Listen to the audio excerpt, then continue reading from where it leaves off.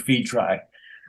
But when it came to coming home after dealing with my boss's stress and everyone else's stress at work, and then, financial issues, and that number keep going up every month, and more stress at home, it was just so much. And we got to a breaking point, and I left for work one morning, and I remember thinking to myself, like, okay, I think we're out of the rough patch now. I think we're on the other side of the smoke, like, I think maybe we can start to chill out, and me and my wife can come back together and, get a better relationship going, right? We've dealt with a lot of this shit.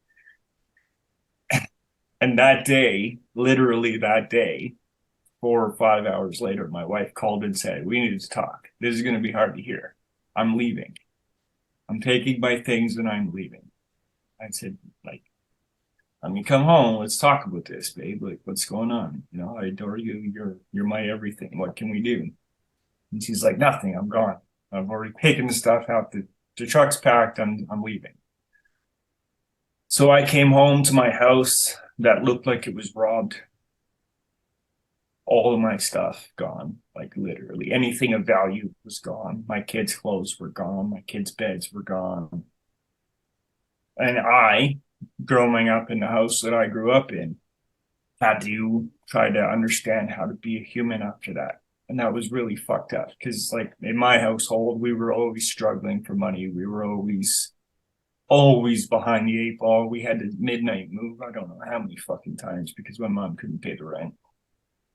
And it was just always like that. And then all of a sudden, I was back in this situation at, 32 years old with no support structure at all, no friends, because they were all on my wife's side who said I was abusive. And literally, I was in reactive abuse. I was so stressed out, and I was so drained every day from everything that we were going through, all on my shoulders, that I just could not deal with it anymore. And I did feel crazy. I did feel like I was losing it, but I wasn't. And after the divorce ended and we got back into, me actually caring for myself, I realized that I was literally working myself to the bone, trying to build that business and to be the best dad and to be the best husband. I was carrying all these plates, and not one of them was caring for myself. And nobody else was carrying that plate for me, right? So, yeah, I changed. I changed in a big way. And that was me putting up boundaries so I could get some patience and some mental health in my household. And that didn't go over well with my very demanding wife, who didn't appreciate the fact that I needed to take some time for myself, because that was her time. And that was time that I needed to give to that marriage and those kids. All I asked for was 10 minutes. 10 minutes a day when I got home from work to decompress and to be able to think clearly and to think lovingly and nurturing and like I want to. And that was not acceptable. So, I'm an advocate for never carrying as many plates as you can carry, because it only takes one person to bump into you the wrong way and you're dropping every single one of those plates. You know what I mean? Those plates of, like, fatherhood and being a good worker and being a good dad and being a good friend and being a good this and being a good that. If your most important plate isn't caring for yourself, all those plates are at jeopardy of just crumbling at any time. And I think Anthony, hit that point really well. If it's all up here and if this is strong, it literally doesn't matter what you're dealing with. You can find a way to the other side. You know what I mean? And work stress is definitely that way. Like, all day work, it's bombarding me every day, every minute. I'm a welder, so I'm constantly in a heightened state of awareness, right? Like, I'm literally watching three things at one time. I'm dealing with a filler rod, a torch, my foot controls the heat, and I'm, like, trying to do a nice job all at the same time. I'm watching a puddle, I'm paying attention to my outside surroundings. It's insane. Plus, I'm doing it all looking through a little window about this big. You know what I mean? And All right, so we're gonna that's we're gonna kind of open up the conversation for Wayne to give his opinion about like how mental health has affected him in the workplace. Because I want to get his opinion too here. So go ahead and Wayne and kind of tell us about your experiences. Well, I first I'm picturing Chris up there welding something. I'm like, one thing you mentioned for me, I'm trying not to burn myself too. Cause I mean, I've seen those torches and those things. That's not a lighter, right? Yeah, honestly, that's the last thing on my mind when I'm welding, and I burn myself all the fucking time, man. I just like after my welds, you'll see me shaking my hand off, like, ooh, ooh, ah, ah. Happens every day, every day. So let me. I mean, obviously, I said I'm in the military, so we come with a different type of stress. And I'll say I'm fortunate enough that I was never deployed to Iraq or Afghanistan because I joined the Navy, and I mean, there was guys in the Navy who went as well, but I didn't have that type of workplace stress to being combat operations. But I was on a ship. I've been on ships where we've been out to sea for months on end, and it drains on you. Um, when you're out there and you're doing the same routine over and over again, and everything that happens back home is second fiddle, like it's on the back burner. And sometimes like you don't even have. This is early 2000s. There is no high speed internet out there. Only access you might have sometimes was you get there's a called a POTS line on the ship, and you have to get it from some high ranking person to give you a number that you can dial out and call your family. Otherwise, you got to use those little calling cards, and it's like $20 for 5 minutes. Um, there was no Facebook, no Instagram back then. Sometimes you get an email. My parents didn't even really email, so I was just out there by myself, not knowing what's going on with my family, and just trying to learn me growing up as a young man. Um, and you're out there with a bunch of young men trying to grow up. So that was totally unexpected, the type of stress that you go through. And when you look back at it now, it's like, oh, that wasn't that big of a deal. But in the moment, that's every moment when you're a young man is the biggest deal right then. You can't think, oh, 10 years from now, I'll be okay. You're living right then. And then so like we have a situation where I I had a guy who was higher ranking than me. 'Cause I was like E2. So that's like one the second to lowest you can be. And there was this guy who was an E5, and he like befriended me. He was like, "Hey, you look like you're by yourself." And it was in Japan. And he was like taking me out and like, "Hey, let's let me show you around. Let me show you how to do things." And so that was really cool. And then like one day he was like, "Hey man, my family back home, they sent me an email and they're really struggling. They need some money." And he was like, "I sent them everything I have. I don't get paid for 2 weeks." I was like, "Oh, okay, man." My paycheck was like $400 or $500, but I was like, how much you need? Like $300. Like, no worries. You know what I'm saying? We've been friends. I'm gonna give it to you. And then y'all already know the rest of the story, right? Gave the dude the money, never heard anything again, right? And we was on the same ship, so I would still see him. He'd be like, "Oh, but I'm too busy, man. I'm too busy to hang out right now. But I'll get back to you." And I'm like, "Hey, man, where's my money?" "Oh, I'm gonna get to you. Don't worry about it." And me being like 19, I was too scared to go to some other people and be like, tell them what happened, because they're gonna look at me like, man, what type of man just gives away money like you ain't a real man, and that whole like mental thing just played on me for the longest time. Situations like that, they compound. It's like I learned that mistake, and then you have other things that happen. It's just like, and you wonder why men are so guarded and men are so like kept to themselves with them called mental health and yeah, it was $300, but that was half my paycheck at the time. It's like so, man. Now the type of stress I have is a lot different because I'm a senior enlisted, and so we look out for the junior enlisted, obviously. And in my office, I work in the Pentagon, and there's a lot of high priority things that happen in the Pentagon, as you can assume. And so, trying to make sure I'm there for those, but also make sure I'm there for my family. Because one of the biggest things I do is, which y'all talked about earlier, is separating work from dad mind from work mind. And my thing is, I'm the primary caretaker because my wife is a nurse, so she's always at work, long hours. And so I do all the doctor's appointments, I do the dentist visits, I do the school counselings, and when I got to do all those things like that. And there's a lot of times where I miss those things because I'm so focused on work that I missed the appointments. And I'm like, oh man, now my whole schedule's messed up. Then I got to make sure I put on the schedule. And it's just, that's a lot of things. Like trying to balance all of those together. It's just, it's a lot. And people on the outside, like, oh yeah, you're so put together.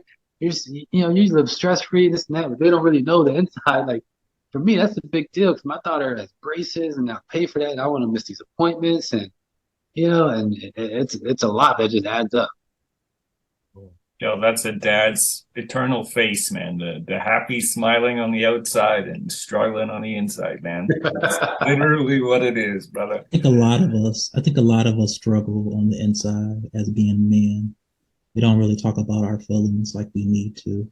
But, when it comes to workplace environment, I think it needs to be more resources in the workplace too, to actually take care of your mental health. And I don't think it's a lot of it. I think we're just kind of like told to do our jobs and be strong and don't have an outlet to kind of like, go to even in the workplace. Because we should be able to go and talk to our boss and say, I'm having a really bad day. But sometimes, depending on, everybody doesn't have that work environment that they can go and talk, to their managers and stuff like that. So usually that ends up in a person getting dismissed, right? Which is unfortunate. And I'm personally have dealt with that many times since COVID happened, man. I've really struggled to get back to work. I had to go full-time dad, stay-at-home dad, to homeschool my kids for a year, and getting back to work. In that time, I had a really rough breakup. So mentally, I was just not capable. And I had a lot of my CPTSD issues coming back and haunting me. I was getting night terrors and migraines like crazy. And to explain to my boss that I needed to miss some time because my brain wasn't in the right space, he was like, well, you get 2 days, and after that, I'm replacing you. And I worked for that man. I helped him build his business for 5 years. Right? Like, all I'm asking for is 2 days, man. Just give me a week to get my shit together. Let me find a group. Let me find a counselor. Maybe you could give me some support, some benefits or something else on the side to help me get those things. I'm already missing work because I have to take mental days. Now I have to go and pay for counseling out of pocket. Dude, I'm struggling. My kids are struggling. Can I get some help here? And he's like, no, you can get a new fucking job. Yeah, right? We don't realize how we can be replaced at any time. Yeah, and even this new company I'm at, they have a great benefits package, they say. And when I first started there, I was just first day right on interview, full on open. Hey guys, I have PTSD. Some days I need to take mental health days. It could be 5-year, it could be 25-year. Now, I don't know where I'm at in 6 months. I don't know where I'm going to be at in 9 months. I could be at a really low place. And when I'm in a really low place, I have a really hard time getting to work. It's not because I don't like work. It's because I like myself. And I want to make sure I'm taking care of myself. I do need a job, but I'm never going to put more energy into the company than I put into myself. And I hope that you guys can respect that and understand that. And if you don't, that's when I'll find my new job. Okay, so I'm just going to lay that out right now. And then she said, yes, we support that. Absolutely, Chris. We love the mental health movement. Like, whatever we need to do to support you to get there. The very next month, I was dealing with some shit, man, some real heavy stuff in my house. And I asked for a day off. And the response was not like it was on my interview when they were like, oh, we support mental health. It was completely the opposite. Like, you get one chance to make it past your probationary period. And this is your thing that we are going to count you on at your 3-month review if you don't perform above bar. So from that point on, for the next 2 months, I was literally fearful of my job every minute. And that was such a tough place to be that after my 3 months, I had to have another meeting with my boss and say, listen, man, I can't be under stress like this. If it's my job that I'm going to be worried about all the time, fucking get rid of me now. Because I can't be that guy that's always worried about getting fired. It does too much to me inside, man. I'm a fucking hard worker. I do good work. I perform. I make quality shit. You can't treat me like I'm the lowest guy in the totem pole waiting to get fired every day. But that's how they do it to everyone, man. To just make you feel like if you take time for yourself. You're taking from them, right? And that I don't think is something that should be allowed at work. But I mean, man, if you can find a place where your boss supports your mental health and will give you some time to deal with your shit, man. Love that boss, love that job, do whatever you got to do to stay there, right? That's a good place to be, man, because it's rare. So if you can find it, man, that's a strong point. I think that goes into what this new generation, right? Yeah, we say the new generation is weak, or not they didn't grow up how we grew up in the 80s and 90s, but some of these things are coming to play now when it talks about mental health and having those avenues for release. That's what they're big about. They're like, I need my space, I need my time. Yeah, we joke with them a bit, but it's true. I mean, that's why we're having this conversation right now, because of those societal norms where like you got to come to work regardless, or like Anthony said earlier, like you got to give your all to this regardless, because you're the man, right? And it's like now we're having these conversations, so that's a good thing. I just want to ask y'all one question real quick. So like when you so Anthony, when you said you were doing the job in the warehouse and your kids and all that, and you got to take care of your body, right? Because this is a problem with me, because military 18 years now, my body's like, ooh, really hurting. How do you take care of your body when you're at work? Do you get a chance to go to the gym, or just eating right? Like, what is something that you did to help keep your body going? I try to play basketball a couple times a week. I haven't been doing that in the last 2 months, since the gym that I usually go to has been closed since December. So they really messed up my routine, because I used to play every Tuesday and Thursday right after work. I get the kids and then I go to the basketball gym and play for like 2 hours. And so I just kept up with my cardio, my heart health. And I have a membership at a gym. I never go to the gym. I'm just not a big gym weights guy. So that never really works out for me. So what I found in the last 2 months, I live in Gainesville, home of the Florida Gators. So their football stadium, it's always open throughout the week where you can go and run. So I started going over there to the stadium and running the stairs. And, it's like a huge stadium. It's like, I think it can fit like 90,000 people in it. So it's a huge stadium. So I go and run the steps. I do that on Wednesdays after work. As much as I hate it and I'm tired after work, I know I need it. And Yo, I love that. That's it right there. You're tired and you hate it, but you know that you need it. I need it, man. And it gets the kids out the house, so I got my kids with me, so they come over to the stadium with me. I let them run around, but man, I'm just out there, put my earbuds in and I'm running, because I know it's healthy for my heart, man, and as I'm getting older and my knees are starting to, so it keeps my body a little, at least a little intact, and then just trying to drink water. I'm trying to just be much better with and intentional about just always drinking water and keeping myself hydrated. And so it's just little small things. I'm not like the super crazy health freak, but I'm very intentional with at least doing some things. I take my vitamins, and I have certain supplements and stuff that I take to just keep myself, somewhat healthy, where I can function and do the things that I need to do, so. No, absolutely. It's good stuff, though. I never really thought about that. The football stadium would be open like that to go do things. I mean, that's great. I have one more question for you. You talk about, I was looking through your page and you had there's something about a Father of the Year up there. And all the things you got going on. Can you talk about that a little bit? So through the Head Start program, all of my kids went through the Head Start program, which is a program for early childhood, early learning from 0 to 5.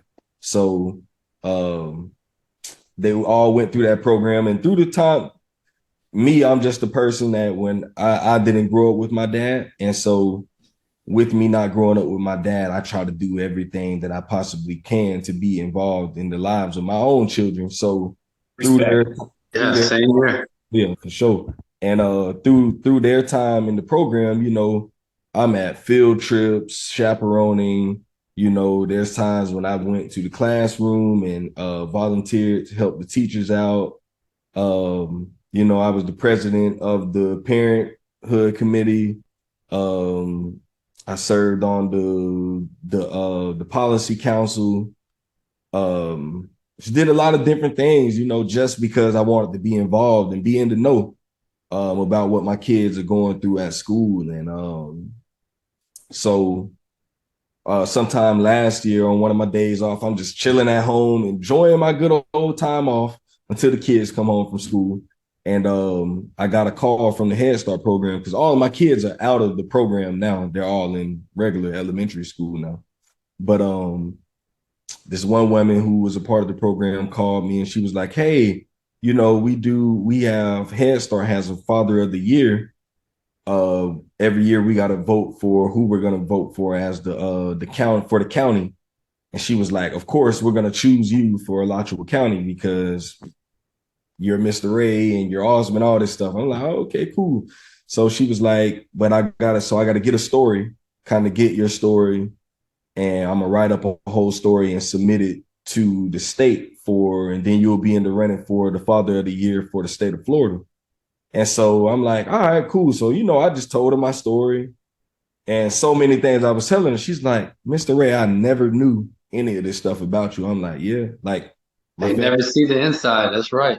Yeah. So, I mean, we were like homeless in 2017 for like 4 or 5 months and everything. And at that time, my daughter was in the Head Start program and only people that really knew was like her teacher. I told her teacher, and my wife and my 2 youngest kids had to go up to Chicago for like 4 months. And so I was without my wife and my 2 youngest babies. I went and moved back in with my mom, my oldest daughter, and so I'm telling her all this stuff, and she's like in tears. She's crying. She's like, I had no idea. And I'm like, yeah, just working and trying to build my life back. And telling her all this stuff. So she wrote up the story. So they ended up choosing me for the state of Florida for the Father of the Year. And then the highest honor was the regional for the Southeastern region of the United States for the Head Start program. I ended up winning Father of the Year for that. So, let's clap on that real quick. Respect. I feel like I'm involved in my kids, but I never knew that was possible. But for you, and I said not to make it a racism, but like you said earlier, to show us a Black father who was there for their kids, right? Instead of out there doing other things. I mean, that's big ups to you, man. Yes, sir. Appreciate it, man. Yeah, we commend that. Huge shout out, man. That's amazing. Yeah. Especially growing up without a dad. Yeah. That's guys who can step up like that is incredible, man. And I think you're an amazing role model for a lot of men. Yes, madly respect what you've done and the things that you're doing, man. And I'm a new huge fan of your podcast. I'll be watching. Well, appreciate it, man. Yeah, we love what you do. We keep making what you do. Keep being you. We need more good fathers in the world. Yes, sir. All right, so guys.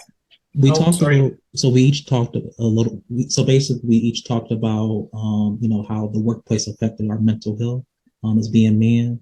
But could you kind of give us some tips, like if people struggling on their jobs and what they can kind of do until they find what they want to do in their life that's going to make them happy? That's also going to affect them, put them better in a better mental health.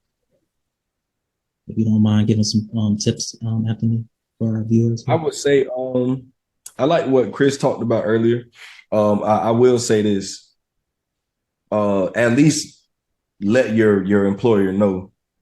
Some of them might be a-holes like your manager was, I know that would have to suck, but man, I was going through it really hard in my marriage last year, and I was just really going through it mentally. And I remember talking with my supervisor about it. I went in the office and was just like, man, listen, bro, I need to talk. And just kind of opened up to him and just let him know some stuff I had going on. And man, he was just really understanding. He just was telling me how he had went through that with his wife and how he came out of it. And, you know, he was just like, he's telling me all this stuff, and it really encouraged me. And he was like, man, you know, if you ever need any time, you need anything, man, just let me know. And he was like, you know, I know you got kids. I know you got a lot of stuff going on outside of here. And he's just like, you know, Walmart is Walmart. Walmart is going to be Walmart with you here, and Walmart is going to be Walmart when you leave here. And he was like, you know, don't ever put this place above your marriage and above your kids. And you know, he was just real. He was real. He's always just been a real dude, man. And I really appreciate him for that. But all managers aren't like that, even at Walmart. And so I just think it's always sometimes it's you just got to let it know. Because if I would have let him know that, and at least if he would have been like Chris's boss, I would have been like, all right, cool. I know not to ever bring that up again. But now that I know that he's a person that understands, you know, he's a person that I can talk with. And when I am going through it, you know, I have days when I go into work and I'm just like, hey, bro, listen, I'm not doing right up here, man. You know, so I ain't leaving. I need my money too. But yeah, bro, I'm gonna take it easy today. And he's like, man, listen, bro, come on, man. Like, take it easy today, you know. Let me know if you need anything. And I have that line of communication with him, you know, and like I said, it's just always about being real. And I work hard, you know, I work hard. And so when I am feeling it, I give him my all. But it's those days when I'm not feeling it, and I let him know, bro, I'm not doing so well today. You know, I'm not regular Anthony today, so don't expect that from me. And I'm not going to give that to you, regardless of how you feel about it. And, you know, and I'm honest and I'm real about it. And that's every relationship, you know, when it comes to my friends, you know, just always communicating with friends and with family. Sometimes I would say you got to keep family out of your stuff sometimes because everyone won't understand. And that's just honest. You know, some family members won't be able to, they can't handle the things that I'm going through, you know, especially when it comes to marriage and stuff. And, you know, in family, they're biased by default a lot of times. So I kind of keep family out of my stuff like that, serious stuff. But, you know, talking with friends and family and, you know, whoever, watching podcasts, you know, about certain topics and hearing other people's stories, I think that's a way to really help us deal with mental health. Me, I'm big on learning from others' mistakes and other people's problems. And so I'm always, you know, if it's a book I can read, I'm gonna read a book. You know, if it's a podcast I can listen to, just doing research and understanding the people around me and the world around me. And that helps me to deal with the everyday problems, because if someone is walking around here and talking about they don't have problems, I believe they're lying. I don't believe absolutely. Everybody's got something. Everybody's got something. I don't care how much money you have, what your job is, what your title is. You have issues. If you're the president of the United States, if you're a pastor, if you're a manager on your job, if you're a homeless man on the streets, if you're married, if you're not married, if you got kids, you don't have kids, it does not matter. You have problems, you have issues, you have things you can work on. There's areas in your life that you can be better. Everyone has them. And so it's never a thing to be ashamed of, you know, can't look down on someone for what they have going on. And, you know, we all got to be there for one another, you know, and podcasts like this, where you can talk and be real with each other, man, it's everything, you know, because some people don't want to hear you out. So when you find people that are willing to hear you out and also be honest with you and tell you about their problems, man, you cannot take that for granted. Can't. Yeah, and I would say basically that, you know, in terms of being able to get away from the things that affect you mentally at your job, is to just don't put all your soul and heart into one job. You got to understand that it's a business at the end of the day. If you die tomorrow, they don't care At all. They go replace you just like it ain't nothing. So you got to just be cognizant that I'm going to do what I can, put the bare minimum effort in. They don't like it, oh well, you know, because you have to protect your mental health. That's important. That's more important because if you ain't no good for yourself, you ain't no good for no job or anybody or wife, kids, whatever. You got to do this has got to be number one priority, number one. And that's kind of my 2 cents on some of the tips that I think that is kind of beneficial to dealing with workplace and affecting your mental health. So I'm gonna give Wayne. I'm gonna go ahead and. Do you have some tips for us? Yeah, I would just say communicate, like Anthony and Chris was saying, and stay out of the. Don't bring the high school into work. Right? We all remember those things that went on in high school with the drama and talking and all the gossip and all the things like that. Like we don't need all that at work. People want to come and do their job. And so if you're that person, right? If you're watching, and you're that person, stop doing that, right? Because you're making it stressful for everybody else. And one thing I do, what I work for me is I get a chance in the military to work out at work sometimes. And that really helps me. That helps break up my day. So I like to go like during lunch and just get, even like if it's just go walk around the building. Because the Pentagon is huge. If you do one lap around the Pentagon, that's like 20 minutes to just walk. Just something to clear your mind throughout the day, is to break up that 8 hours. Because you go straight 8 hours in monotonous routine, it can really mess with you. So just find a way to break it up a little bit. And that's one thing that helps me. All right, All Chris, right, go guys, I ahead think and try to say your final thoughts about tips that can help people in the workplace. Yeah, I think for me, boundaries, man. Boundaries is number one. Learn how to make them and learn how to keep them solid. Like seriously, people need to understand that this is an immovable object. I will take time for my children when they need me to take time for them. I will use my vacation time to cover that. But my life is my priority, not my job, right? Unless I own the business, I'm not giving 150% effort every day. I'm just not. I'm sorry, man. I'm too old. And I'm not that worker anymore. You want somebody like that, hire an 18-year-old. You want somebody who will stand in your face and say, "No, I'm not going to be here today. I'll be that guy." So learn how to create some boundaries at work. It's uncomfortable, but once you can do it, it's not too bad. Once they know the person that you are and they can't affect that with their opinions or their attitudes or their mistreatment, they're not going to try anymore. They'll just let you be the person that you want to be, hopefully. The other thing I would suggest is try to be the nice guy at work. Yeah. Right? So many people are being that dick, right? Don't be that dick at work. Be the nice guy, man. Ask people how they're doing.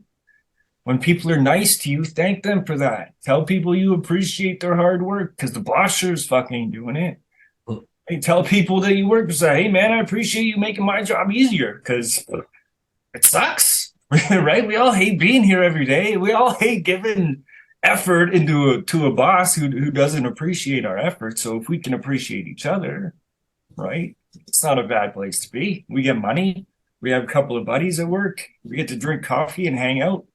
I think it's a good deal, right? So don't be the dick at work. Be the nice guy, and always bring coffee and donuts. Coffee and donuts. It's a bonus.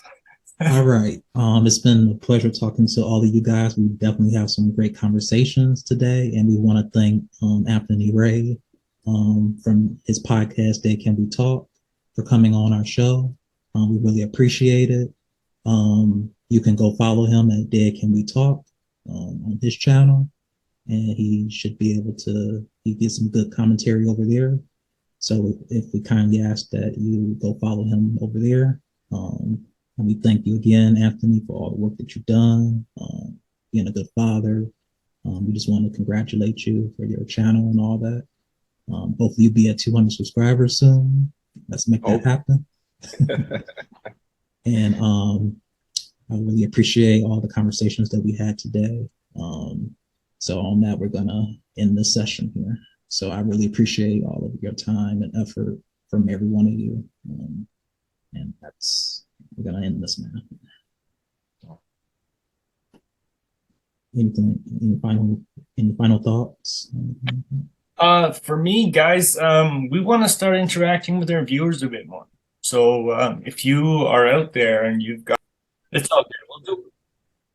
Okay, go ahead. Sorry about that. Hey guys, thanks for joining us today. I appreciate your viewership.